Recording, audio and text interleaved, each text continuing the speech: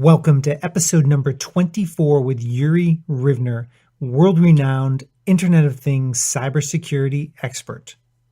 Drones are an amazing thing. I was in the south of Israel last week, and there was a meteor shower in the south. It was everywhere, obviously, but in the south, the skies are clearer, and I was able to actually see it until at some point it began to be cloudy.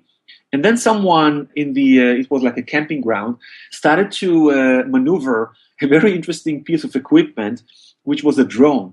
You know, this sort of quadruple. It was night, and we could only see the lights. And it looked a little bit like some sort of spaceship, some sort of alien spaceship. So we were kind of, watching meteors, and all of a sudden you see all of these lights in the sky, and they're kind of hovering, and they're doing some noise. And that was someone controlling a drone. The thing about drones is, obviously drones are sort of an IoT appliance. That is also something that the enterprise would have to think about. Do we allow these sort of things to fly around the office? Do we allow anyone not authorized to be inside our premises to actually operate something on top of us? Today we talk about big drones, but at some point they may get smaller, and then you'll have a lot of things that are kind of flying around and or walking in the corridors, like in a Star Wars movie. In the Death Star, they have all of these small robots crawling in the corridors. So a lot of autonomous sort of objects will begin to fly and walk and crawl and be all over us. And they might be useful. You can run some errands. You can film sort of certain areas in the facility, let's say, that are more difficult to actually send a security guard to. So again, they might be useful, but at the same time, how do we actually control all of that? Hello, and you are listening to Bill Murphy's Red Zone podcast. If you are listening for the first time, I interview leaders who inspire me in the areas of hardcore IT security, IT business leadership, innovation, creativity, entrepreneurship, and fearless living principles. Welcome to the show.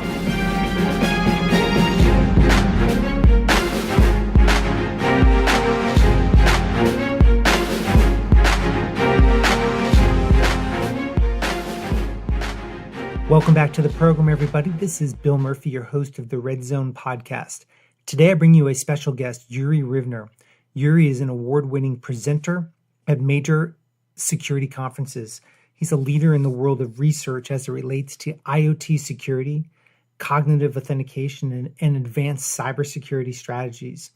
This interview that I had with him is a great opportunity for you to take lots of notes to educate yourself about IoT security so that you're in a better position as we go over the next 5 years to educate your peers and leaders in the business. We cover topics like IoT as a tidal wave versus a turning of the tides. Also, we look at IoT as a supply chain ecosystem impact. And I love this because it's probably one of the more critical parts of this interview is IoT as it impacts the supply chain. He talks about the top 3 industry IoT must-haves. Also, the 5 IoT characteristics for you to understand. Also, what is Arduino? And also, corporate coffee makers connected to Active Directory. And what are Ninja blocks? And the top 3 must-haves before allowing IoT on your network. He discusses the importance of monitoring IoT devices, the difference between flexible and rigid authorization models, identifying anomalous behavior, and still bearing down on risk and threat management with IoT. So the benefits of IoT are many, but the future of IoT is incredibly interesting as it relates to where the industry is going. It's very similar to BYOD in that we really have no choice in what's happening here. We just have to take it and adjust as we go on the fly. So with that, let's jump into this interview and let's have fun. Well, I want to welcome you to the show, Yuri. Hey, Bill. It's a pleasure. So today it's interesting. We were going to talk about IoT security. So I am very, very interested. My audience is very interested in learning about how do you see IoT security applying to corporate decision makers, to high-level security people and leaders in businesses these days? I think the first thing to note about IoT is the fact that it's a vast, vast universe of things that are now beginning to penetrate every piece and every aspect of our lives. If you try to map the IoT universe, you'll reach a lot of corners and a lot of areas that, if you don't really think about it, you won't really fully realize that all of that is now moving towards the IoT era. It's things like energy, infrastructure, obviously things like consumer and home, smart homes and things like that, healthcare, retail, smart cities. And in all of these, there are a lot of components, a lot of areas where IoT technology is penetrating. A lot of the IoT technology is not big manufacturers. A lot of it is just small startup companies, or let's call it initiatives, that develop a huge array of IoT devices that people basically like. It kind of reminds me of the bring your own device sort of revolution. Initially, let's say a few years before BYOD, if you were asking any kind of security officer, hey, will you allow people to bring their own devices, to bring their own mobile phones? People would have laughed, right? Hey, no way. We have to control the perimeter. We have to manage devices. The thing about IoT is this is far, far more complex, but with similar sort of drivers. It's heavily driven by consumer demand and by people that really want to have this sort of connectivity. So I think the first thing is really to understand what IoT is all about, what actually constitutes an IoT device, and then how they're going to be connected into our lives, wherever we are, including in the office, where a lot of the infrastructure will be enabled by IoT. So just one area within this vast universe of IoT, and it's one word, it's pumps, right? If you think about pumps, there are all sorts of pumps. They're actually everywhere. But think about a water pump, and this might be something that is kind of feeding the garden at your residence.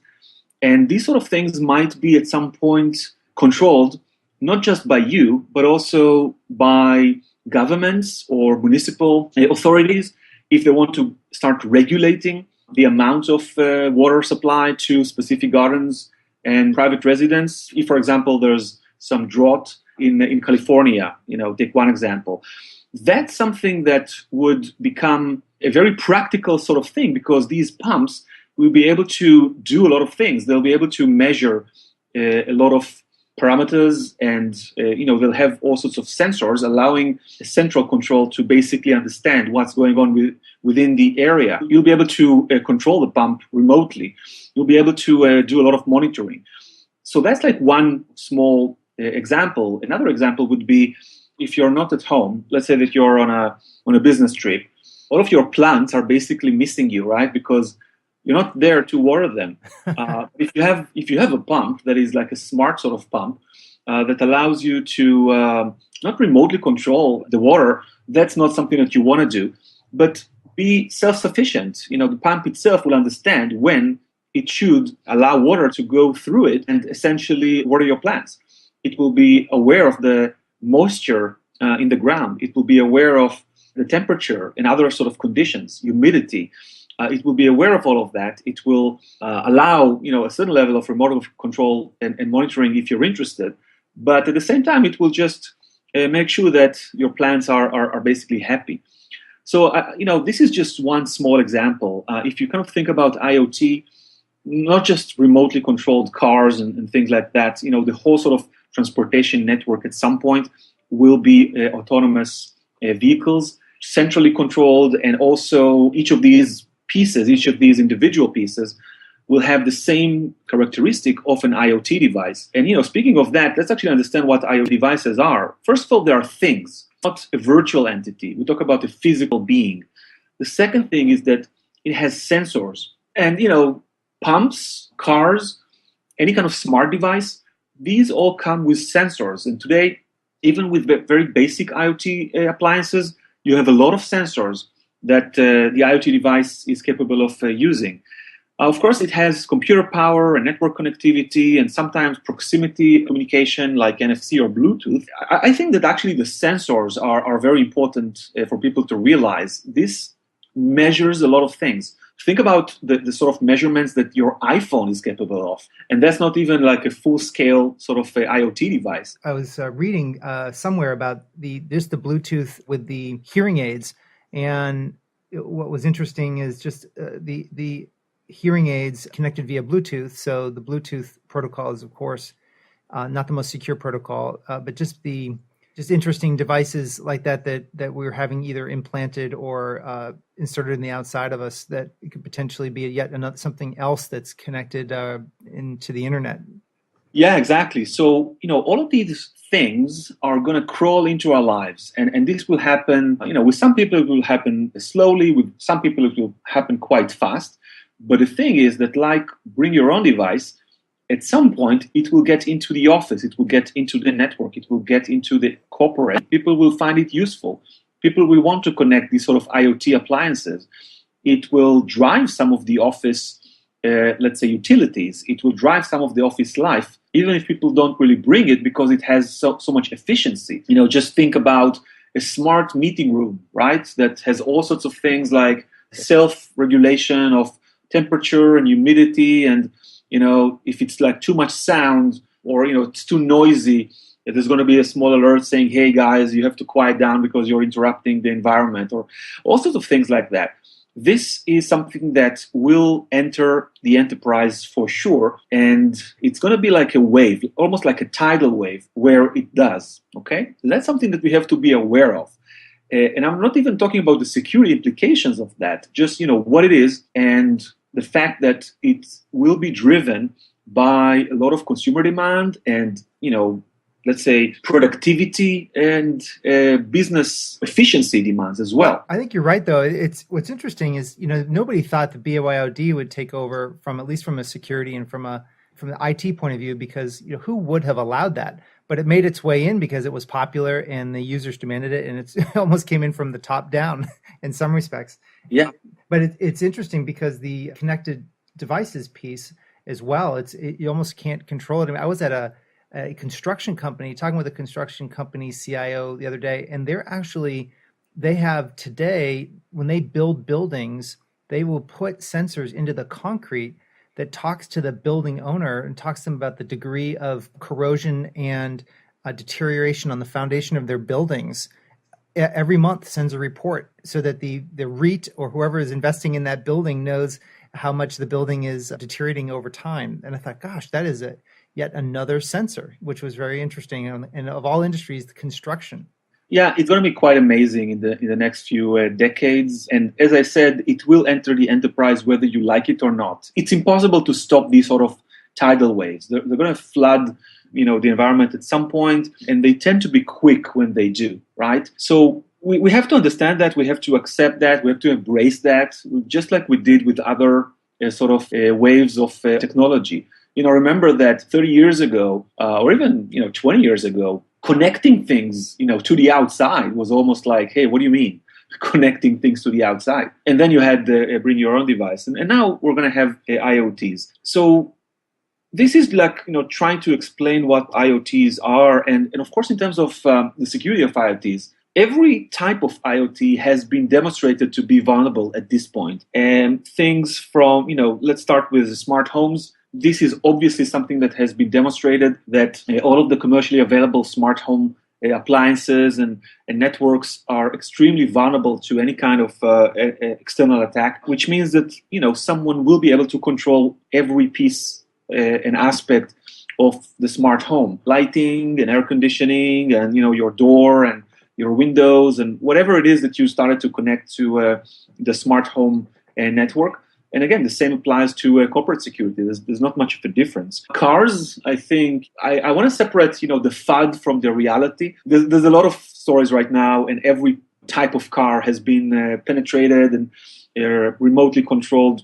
Any kind of car today, modern car, has external connectivity and you can operate almost anything within the car from the network. Some of this has been demonstrated, by taking over the car, itself in terms of Bluetooth vulnerabilities or any kind of other vulnerabilities. But if you think about it, they're all connected to a network. So right now, people talk about individual cars. Think about it when the network itself might be compromised, which obviously means that these sort of smart appliances, like cars, that are full of sensors and self-aware and they're autonomous, but they're also connected. It means that we talk about something that has a big sort of implication if it's ever hacked by real evildoers rather than ethical hackers. Wearables have been hacked. You have a question about cars because you made a big point about that FUD factor with hacking cars.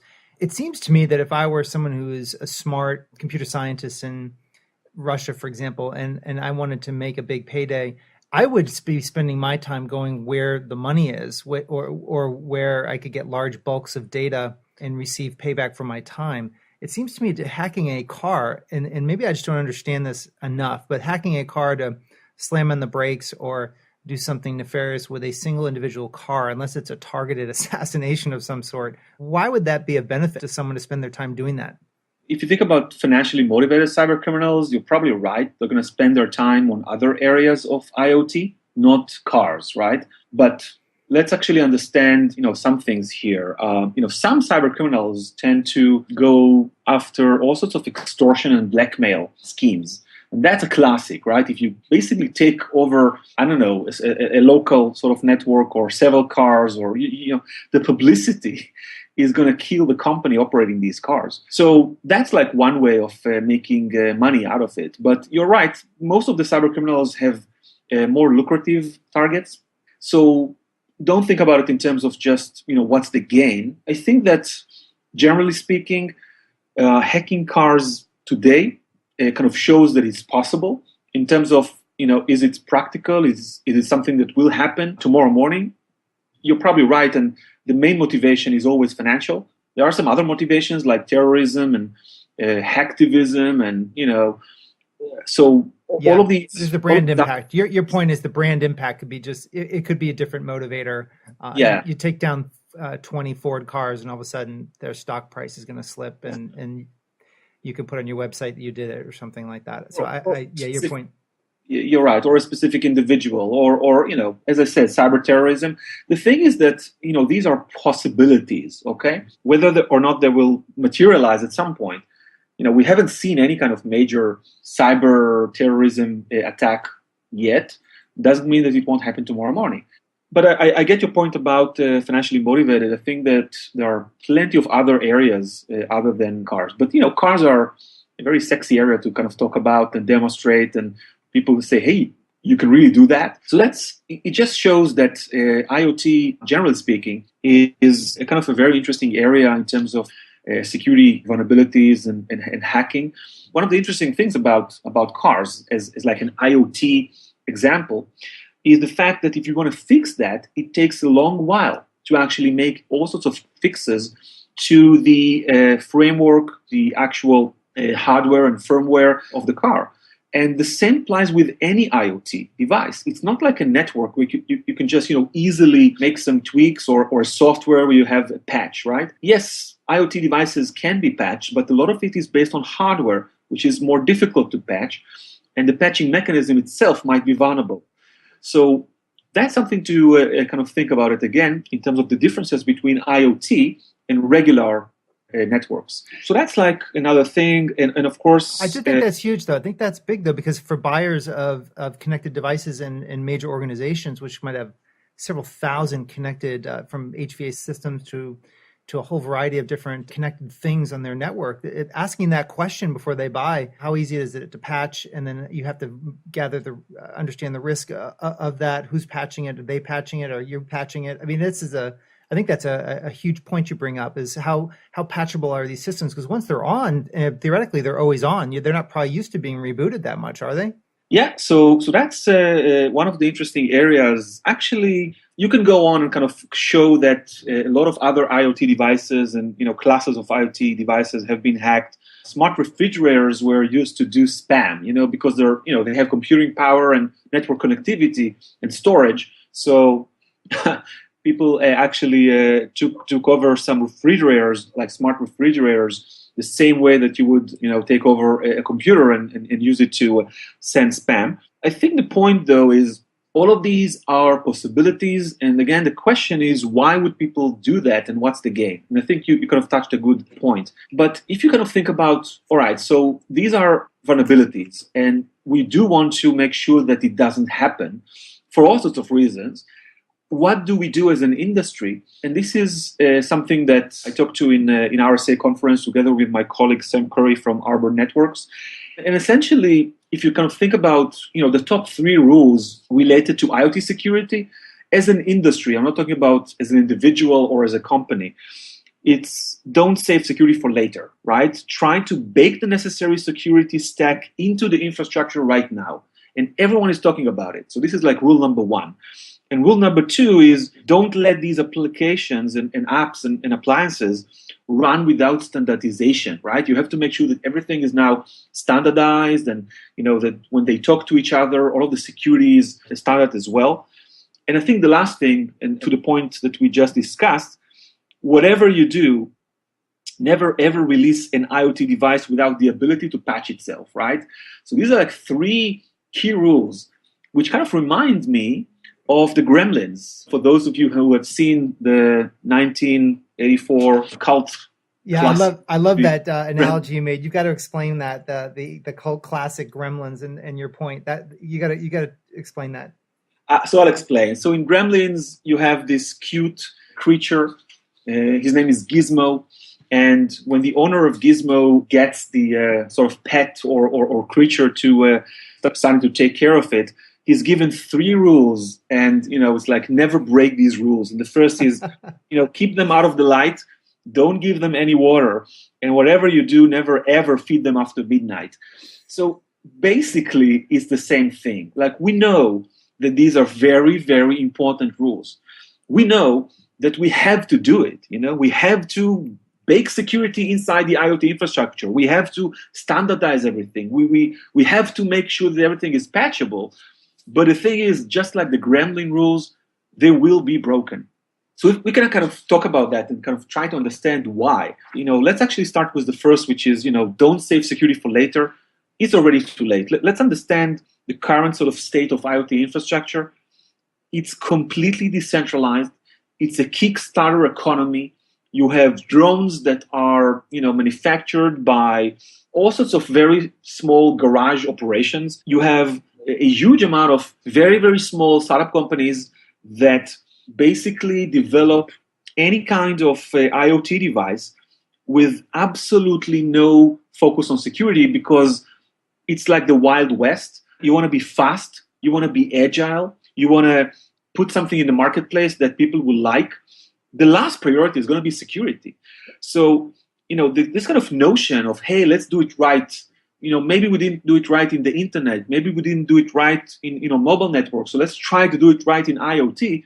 It won't fly. It's simply too late already because of the way the IoT infrastructure has been set up and kind of grew in the last few years. It's almost going to be ready, fire, aim. I think it's a huge point is that it's going to be ready, fire, aim. They're going to get the money, build the product, and immediately get it into market to test it. And they're not going to be building security into the products as a primary thought. Yeah, they lack the priority. They also lack the discipline and the resources and the know-how of how to embed security within their Kickstarter-ready devices. So essentially, that's like point number 1, right? So the first rule of hey, let's bake security in. I don't think it's practical. The second thing is let's standardize, right? I think if you kind of compare bring your own device to IoT, you'll immediately notice some differences. Bring your own device seemed to be the Wild West, but actually it wasn't, because you had 2 main, very influential platforms. You had iOS and Android that basically drove these, the BYOD industry, Apple and Google. And essentially, these are the main platforms and operating systems and ecosystems that are driving BYOD. So a lot of this, although it seems to be like uncontrolled, is actually way more controlled than anything that you can think of in terms of IoT. Because in IoT, you have all sorts of platforms and hardware appliances and backbones. One of the things to remember about IoT, again, it's not software. It's also hardware. It's also electronics. And you have things like Raspberry Pi, and you have Arduino. These are open source projects or open source sort of hardware platforms. And a lot of the IoT devices are based on these sort of platforms. And, do just one exercise. If you Google Arduino security, you'll find a lot of security, like home security devices based on the Arduino platform. But you won't find a lot of discussions about securing Arduino, right? The platform itself. I think it's a good point. I have a feeling that IoT is just different for all the reasons than BYOD. And then BYOD, at least there were options. And you mentioned Android, iOS, and I'd also like to throw in there, you had, just your Microsoft-based laptops and your Macs, and you had VMware and Citrix. You had all these different ways that you can handle BYOD. So it was almost like the decision makers had to sit there and decide, well, which way am we going to handle it? But there were a lot of tools to choose from, or we weren't that far away from getting tools. It seemed to be a different push. It seems like IoT is sort of making it up as you go, almost like the early days of the internet. Not really quite sure what's going to happen, only that it's going to be big. Yeah, so in terms of standardization, we might as well forget about it. There are a lot of standardization bodies that try to do something with IoT, and there's going to be some parts of IoT that will be more regulated, like IoT that the military uses, or some of the big critical infrastructure-oriented vendors, right? But most of the IoT, like 99% of these devices, forget about standardization. It simply won't happen. So that's an important thing. There's no like IoT stack, if you think about it, that is like almost a norm, right? It's like a combination of a lot of different sort of platforms and hardware and operating systems, and no standards at all. So that's like the second piece. Actually, the third piece, which is, IoT devices must be patchable. This is probably the easiest. Not because the manufacturers really want to do security patches. I don't think that's like their top priority, but they want to do feature patches. They want to just add more functionality. So if you add more functionality as a patch, you also can add that security patching as well. That's actually pretty good news in terms of the third rule, which is don't release any IoT without the ability to patch itself. Having said that, the patching mechanism itself is a vulnerability, because if you can now leverage that to put some bogus sort of firmware or software, you basically now control the IoT device. And let's also remember one more thing. Because we talk about IoTs, and because they are connected, and because they have a certain degree of self-awareness, and they're autonomous, and they have sensors and all that, at the end of the day, the world becomes one big supply chain. So if you try to, if you gain control over one piece, this immediately gives you way more possibilities, way more options than we have today to control additional pieces, because of this nature of like a big supply chain. Can you explain what you mean by that, by the pieces? I think I understand what you mean, but I'd love to hear you re-explain it. So everything is now connected. Everything kind of relies on other sort of components. And with IoT, it's just getting this to the next level, right? Because every IoT device is connected to other things in the area. It has to be aware of its environment. So it means that if you actually control one piece, one sort of IoT appliance, let's take the Nest thermostat as an example, or it could be anything. The point is that once you are in one of these IoT devices, because it kind of impacts the environment, because you can control it, let's say that you can completely control it, you can start influencing other IoT devices, because they are also supposed to be aware of the environment. They're also supposed to communicate with other IoT devices. So it becomes more and more complex. It becomes one big supply chain. And if you, like any other supply chain, if you hit one of these elements of the supply chain, you can break the entire chain. now everything is going to be connected, right? Today we talk about the fact that you have, for example, you're an enterprise, but you have some partners. So you can try to penetrate the enterprise via the partners. Think about IoT devices. Okay, they're going to be inside the network. They're going to be connected at some point. So they have much more impact than regular standalone PCs because they're connected, because they talk to each other, because they have sensors, because they are supposed to feel the environment. Controlling one will have a bigger impact than anything that we've seen before. Yeah, I think you're absolutely right, and it's almost to me like someone made this analogy before. I think it was Kevin Kelly, where it's almost like the human body. Sort of, if you get hurt or injured and get an infection in your right finger, and it gets hot, because it has an infection, and there's resources that are sort of overheating in that particular part. It affects the whole system because the whole system has to respond. It's almost like if the thermostat goes wild in an IoT environment in some particular building, or it's almost like it can affect other things around it. So is that the point you're making? Yeah, exactly. By the way, a little bit off the topic, but if you really want to have a fantastic sort of experience of what IoT might develop into, quite soon, there's a very nice futuristic video clip. It's called Sight, yes. SIGHT. It's excellent. It's on YouTube. You can just search for it. It's I think a 10 minutes sort of video clip, or actually it's a small movie. Very nice. Actually, I would second that. That was excellent. Sort of excellent video. I think it's about 8 minutes long, and I'll link to this in the show notes. But you're right; it kind of shows the future of what IoT is from a practical point of view. It's very interesting. One thing that I wanted to point, though, and this is always troubling for security researchers, because obviously there are a lot of vulnerabilities right now. So if there are so many vulnerabilities right now, why aren't we seeing these attacks yet? Okay. Even in the mobile networks, even in BYOD, we know that there are a lot of vulnerabilities. So why aren't we seeing everyone attacking via BYOD? Why do we still see most of the attacks coming through the regular sort of computer network? And the thing is that there's a difference between a tidal wave and the turn of the tides. So I want to kind of spend a couple of minutes talking about that. A tidal wave, like BYOD or IoT, means that something big is happening.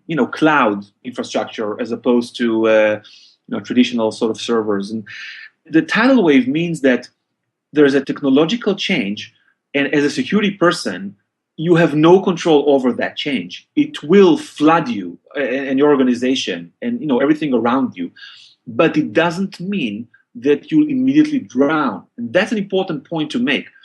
These infrastructures are new frontiers, and they will have a lot of vulnerabilities. So we already know, again, that a lot of the IoT devices have vulnerabilities. It has been demonstrated in many areas of IoT. But the good news is that we do have time until this becomes like a hacker focus. Why? Because they still have previous tidal waves to handle. First, most of the attacks today are still hitting regular PCs and laptops, and they're not trying to go via mobile devices. I'm talking about most of them. Of course, as time goes by, we have more and more attacks that will leverage that. And the reason is that it's still easy to attack via the regular infrastructure. So the bad guys always follow the path of least resistance, which means if it's still easy to attack via a PC, they'll attack via PCs and social engineering and spear phishing, and that's how they'll trick people to actually go and infect their devices, and from there the network. But let's say that at some point in the future, it's becoming too complex. It's becoming non-economical to attack via this sort of infrastructure. Almost immediately, there's going to be a turn of the tide, and we'll start seeing BYOD being the kind of the primary way in. It's not that BYOD in itself is far, far more secure than anything that we have right now in the regular sort of infrastructure.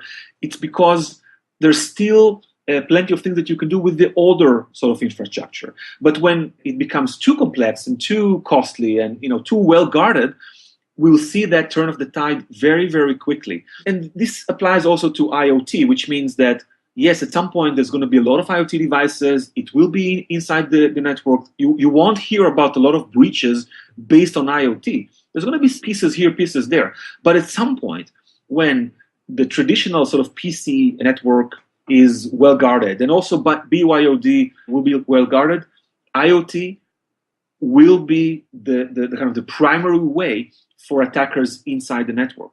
And then we'll see all of these vulnerabilities and all of these sort of things. And we kind of thought, hey, there was, for years, there was nothing. Why are we seeing all of that all of a sudden? That's because the bad guys will figure out that that's now the easiest path, into the enterprise. Okay, so that's like the difference between a tidal wave and the turn of the tides. Okay. What do you mean by curse of the laptop, of the word lab? What does that mean? Yeah, it's a piece that I wrote in actually 2008. I was at RSA, and we saw more and more just computers and laptops being infected, let's say at home, and then brought into the office. And it's not like the office had more advanced antiviruses and stuff like that. It was more or less the same, which means that you're infecting the computer, you bring it into the office, you connect it to the network, and now you have a Trojan within your network, okay? So basically, these sort of laptops were bringing the curse, if you think about it, okay. into the enterprise. And we saw a huge amount of people, computers and people that have been impacted in every sort of, let's say, open network. I'm not talking about closed networks and segregated air-gap networks, but everything, every major corporation, well before the APT attacks started to hit the news, it was very clear that very simple Trojans, like the Zeus Trojan, was basically everywhere. I'm talking about military, all sorts of secret Department of Energy labs, obviously all of the major banks, all of the major corporations. It was infecting computers everywhere, and I'm talking about like a random attack, not even like an APT. So essentially, again, it kind of shows that you have a wave, okay? It doesn't mean that now, all of a sudden, cyber criminals will start to attack every network, right? But the vulnerability exists. And at some point, you have a turn of the tide. And this kind of happened, I think, in 2010, when the industry realized that we have huge vulnerabilities. And people are taking, active exploitation of that. In that case, it was superpowers that were doing that. So, that's like the point about the curse of the Wear laptop. But just to summarize, IoT is a tidal wave. There's nothing that we can do as security professionals to prevent it. It's the resistance is futile, right? That's the point. But the thing is that it doesn't mean that immediately we'll drown. It means that we do have time to think about what we can do to prepare ourselves in the event, the kind of almost certain event that there's going to be this turn of the tide. People will realize that IoT is the easiest path inside the network. I'm talking about coffee machines that are connected to Active Directory because the employees just like the fact that they can order stuff. And, if you're a very senior executive, you can order more than if you're a lowly employee. These sort of things are going to hit the enterprise. And, trying to say, hey, I don't want these sort of things and I don't want these sort of things, it's going to be impossible to block them. So that's a really interesting point on Active Directory. I wanted to ask you about that. So for a business, what you're saying is something simple like going into the coffee room to get yourself a coffee or a tea out of one of those devices, the Keurigs or whatever it may be that the companies are using. Those devices are going to be patched into AD so you can see by user who's using the coffee. Yeah, exactly. And, it will order your favorite coffee. And, I'm talking about like 5 years from now. It's not like 20 years from now. So, yeah, and it's so easy to do. And there's going to be a huge demand to do it. And when you try to say, hey, I don't know if I want to do that, people will say, hey, just do that and figure it out. Exactly like they did with BYOD. So that's, one thing that we have to be aware of, which actually brings me to one point. First of all, let's understand the implications of all of that. If you're a corporation, right? So what's at risk? if IoTs are allowed, and they will be allowed into the corporate network, and which now we think about it as a corporate network, it's like today it's like I don't know, a corporate cloud, let's call it. Of course, we talk about the traditional sort of risks of corporate national espionage. Anything that is connected to the network can be exploited. There are people that can control these IoT devices. They will have control consoles, and they can be tricked to do all sorts of things. And social engineering on IoT devices will be interesting. It's going to be different than social engineering on a PC, right? Because the control is different. But it is obviously possible to do social engineering and kind of take over an IoT device being controlled by someone. And of course, we talk about intellectual property loss, things like privacy of employees and partners and customers and just customer data. So the same sort of things that we are worried about today with IoT is just creating more and more, let's say, tunnels into the network. Okay, that's essentially the sort of the issue that we'll have to face. So it seems like the perimeter. So this concept of perimeter has been shifting now for a decade from sort of the monolithic castle with a single moat and a drawbridge that comes across. Then we authenticate users that want to come into the castle. We shunt them to the commoner area, and folks that deserve to go to the castle or go into the keep will pass through there. However, now how does one look at the perimeter net? Like philosophically first, and then tactically, how would one build a perimeter with this type of world? You're absolutely right. I mean, again, a few decades ago, you had to worry about what? About PCs, printers, fax machines. That was what was on your network, right?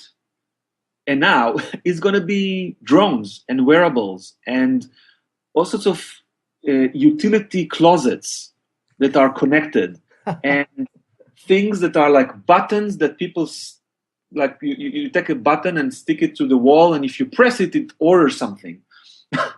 Or, which is something that Amazon just released.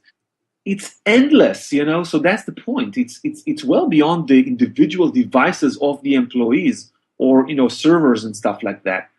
It's everywhere. People will wear these IoT devices. We didn't talk much about wearables, but, by the way, wearables is something that is also useful for the enterprise, because you can use it, for example, to authenticate people as they, go into a facility.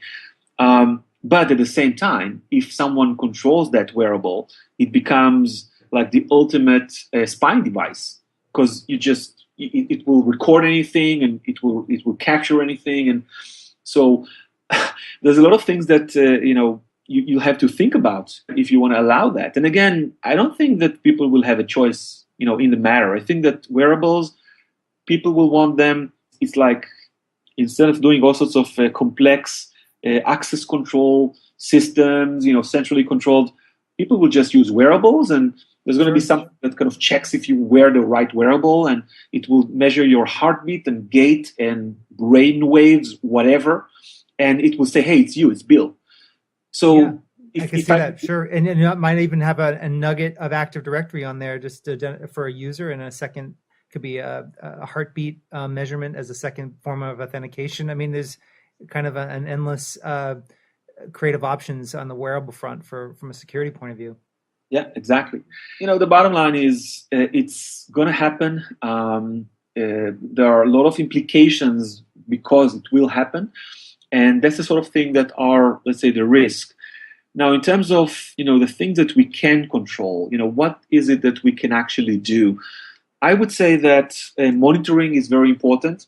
IoT devices, if you don't monitor them, it's like a huge blind spot in the enterprise. And if you want to bring something into the enterprise, at least make sure that you can monitor it. At least make sure that you can understand what it does, where it's connecting to, what sort of instructions it sends to the outside. If it has any influence on the environment, measure that and make sure that there are no anomalies. Okay, that's very, very important. It's one of the things that you can do. The second thing is all sorts of authorization models, which will have to be very kind of agile. But things will have to be developed to accommodate the vast number of these connected devices. We talk about dozens of billions of connected devices in just a few years, way more than we have today. So authorization. So can you explain just what you mean by an authorization model? I think I understand, but just in case anybody listening, I'd love for you to get your maybe an example what you mean by an authorization model. It's basically how do you allow access? Okay, that's the simple thing, and then also what do you allow? And today authorization models are very rigid, but we'll have to make them more adaptive.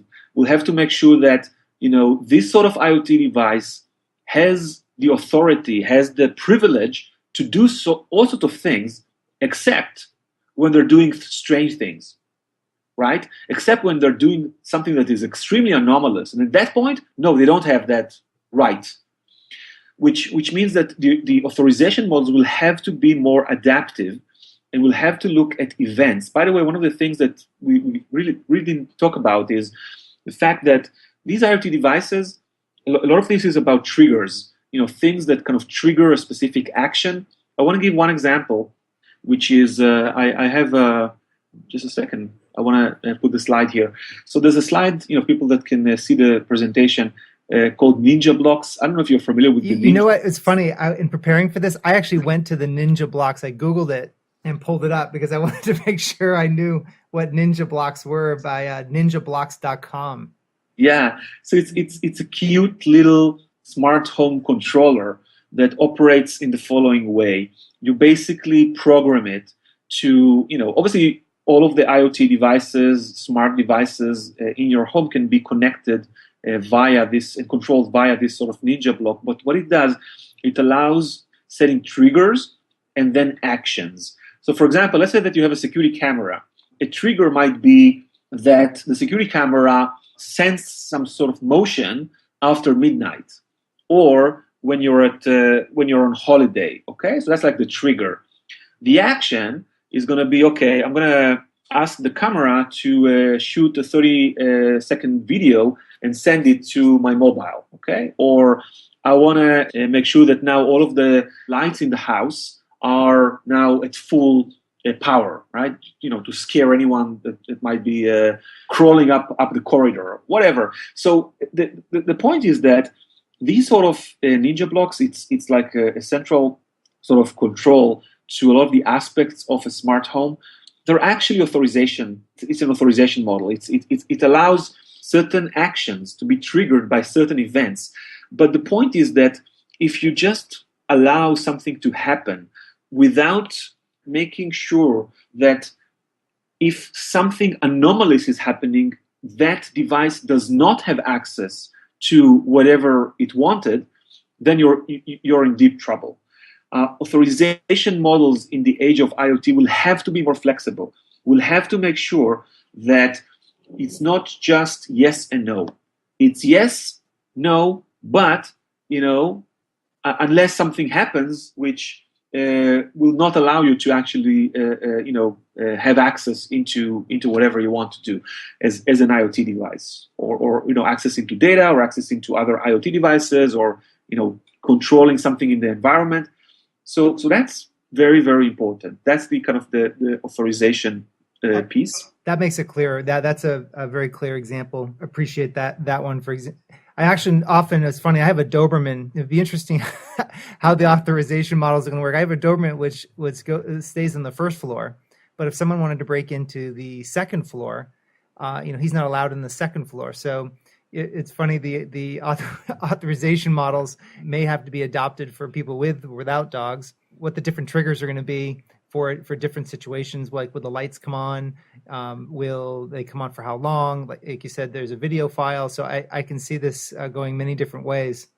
I totally agree. Let's actually talk a little bit about, all right, so what can we do and what is under control, under our control? Because there's a big spectrum between, everything is under control and winter is coming. We're somewhere in the middle, right? I would say the following. First of all, like anything else in security, we talk about risk. We talk about making risk assessments. We're not going to die tomorrow morning, right? There are a lot of vulnerabilities. There are a lot of scary things about this sort of new wave or tidal wave. But It's also about risk management, and there's a lot of benefits, huge benefits, that the organization will have when they adopt IoT. People will be happier. It's going to be more economical. It's going to be more, effective. Every aspect of running a business and physical facility and is going to be better in the future in that sense. So, the benefit is obvious. Therefore, it's a risk management exercise. One of the things that it will be important to go through is, just risk assessment, threat assessment. Did you think about IoT appliances? One small is going to be drones. Drones are an amazing thing. I was in the south of Israel last week, and there was a meteor shower in the south. It was everywhere, obviously, but in the south, the skies are clearer, and I was able to actually see it. And until at some point it began to be cloudy. And then someone it was like a camping ground, started to maneuver a very interesting piece of equipment, which was a drone. This sort of quadruple. It was night, and we could only see the lights, and it looked a little bit like some sort of spaceship, some sort of alien spaceship. So we were kind of watching meteors, and all of a sudden you see all of these lights in the sky, and they're kind of hovering, and they're doing some noise, and that was someone controlling a drone. The thing about drones is, and obviously drones are sort of an IoT appliance. That is also something that the enterprise will have to think about. Do we allow these sort of things to fly around the office? Do we allow anyone not authorized to be inside, our premises to actually operate something on top of us? Today we talk about big drones, but at some point they may get smaller, and then you'll have a lot of things that are kind of flying around and or walking in the corridors, like in a Star Wars movie. In the Death Star, they have all of these small robots crawling in the corridors. So a lot of autonomous sort of objects will begin to fly and walk and crawl and be all over us, and they might be useful. You can run some errands. You can film sort of certain areas in the facility, let's say, that are more difficult to actually send a security guard to. So again, they might be useful, but at the same time, how do we actually control all of that? Do we have any kind of risk policies, threat assessments around these sort of drones? Okay. From a practical example, they came up last week. I was meeting with someone who was high-level executive, one of the hotel brands, and they manage properties around the world. And they actually have a property in Florida. They just rolled out robots to control the member experience. So if someone calls in and says, "I'd like a toothbrush from one of the rooms in the hotel," one of the biggest problems for hotels is having someone go up, deliver the toothbrush, have the person be happy, or deliver a towel or whatever it may be. And so they're experimenting with just a robot to go deliver it.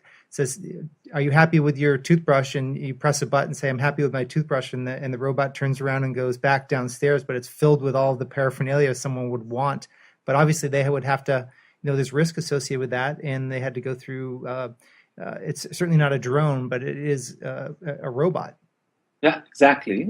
Drones, robots, it will be an interesting future, right? An interesting decade. One of the things that is important also is trying to prepare stakeholders, just go and teach them about IoTs and what might be coming, and be a little bit less reactive. With cloud and mobility, it was more like a reactive sort of approach, and people were surprised a little bit that it's coming. So it's good to actually educate people and say, okay, it will come at some point, and that's something that we have to be kind of prepared for.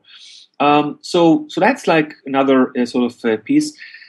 As I said, resistance is futile, and they do have a lot of benefits. So let's not try to stop the IoT, and let's just do kind of the risk management around it. At the same time, trust no one. This is especially true if you have vendors that provide IoT infrastructure to the enterprise, and don't make any assumptions about the security of that. Just make sure that it does have the right security. If you buy an IoT appliance for the enterprise or any kind of smart appliance and things like that, it should come with the right security, and there should be some things that you that you do control, as opposed to things that your employees, and not just your employees but also your bosses and your senior management will bring because it's cool and interesting. And but there are some things that we can control, and that's one of them. And I think this kind of covers quite a lot. It's an amazing new era. It's an amazing new world out there. I just think that we don't need to be scared of it. We have to be aware of it. We have to be aware of the fact that it's coming. It will flood the enterprise in our private homes and the roads and the streets and the cities. But at the same time, it's also beneficial. It's something that will improve life, make it easier, and make it even a better experience for many people. So we have to strike the balance. We have to understand that trying to bake the security inside and standardize all of this, and it's almost like too late. So what we do have to make sure is that we have the right monitoring. We don't have very rigid authorization networks around these sort of devices, and that we just use the time between the tidal wave that kind of hits us at, in the next coming years, and the turn of the tides, which might come later when it actually becomes easier to penetrate the network via the IoT devices. So there's a kind of a window here to try to build the right defenses, monitoring, and let's say defense strategy and doctrine against breaches that would kind of focus on the IoT infrastructure. Now, you're active on Twitter. Certainly people could connect with you there. Is that the best way? Yeah, LinkedIn as well. Okay. No worries. Great. So I'll connect them through LinkedIn and BioCatch too, right? Yeah, BioCatch is where I work right now. It's a fascinating company and fascinating technology. It's about behavioral analysis of interactions. So yeah, just feel free to contact me there as well. Okay. Well, maybe for round two, we'll get into some of these other topics that you covered regarding the behavioral piece. But I appreciate you for your time and sharing your wisdom with us. Okay. Thank you very much, Bill. This episode is brought to you by Red Zone Technologies. Red Zone is a security backstop. Baseball fields have backstops to prevent the ball from going out of play. A backstop typically has no holes in it, so the ball is kept in the park. Often there are holes in an IT security program. Everyone, however, has an opinion regarding how to plug these holes. Audit, both internal and external, your staff, regulators, integrators, consultants, etc. It is Red Zone's job to understand all the opinions and help you make appropriate IT security investment decisions that are based on risk and criticality, and not emotion, media, or FUD, fear, uncertainty, and doubt. We are here to ensure you make solid and defensible decisions with architecture, design, processes, hardware, software, cloud and hybrid cloud services, and managed security services. So go to redzonetech.net to learn more about my team's ability to help you. And again, that is redzonetech.net. So there you have it. This wraps another episode of Bill Murphy's Red Zone podcast. To get all the relevant show notes, please go to our blog at www.redzonetech.net/podcast. Additionally, make sure you go to iTunes and leave your comments in iTunes about the show. This helps our show rankings enormously, and it helps support the show. Until next time, I appreciate you very much for listening. Thank you.